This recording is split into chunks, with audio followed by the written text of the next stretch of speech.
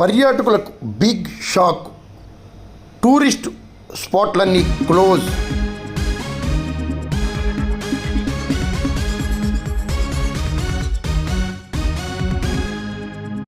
వాతావరణ పరిస్థితుల కారణంగా పర్యాటకులకు బిగ్ షాక్ తగిలింది.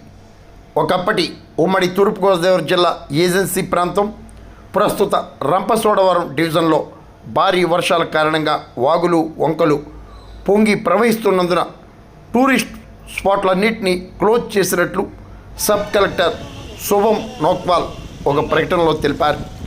పర్యాటకులు, యాత్రికులు, ప్రజలు కూడా ఆయా ప్రాంతాల్లోని పరిస్థితులను గుర్తించి తగు జాగ్రత్తలు చేపట్టాలన్నారు.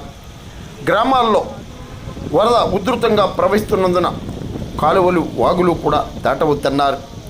ప్రధానంగా మారేడుమిల్లి, రంపచోడవరం తదితర ప్రాంతాల్లో పర్యాటక ప్రాంతాలన్నింటినీ కూడా మూసివేసినట్లు సబ్ కలెక్టర్ నోవల్ వివరించారు.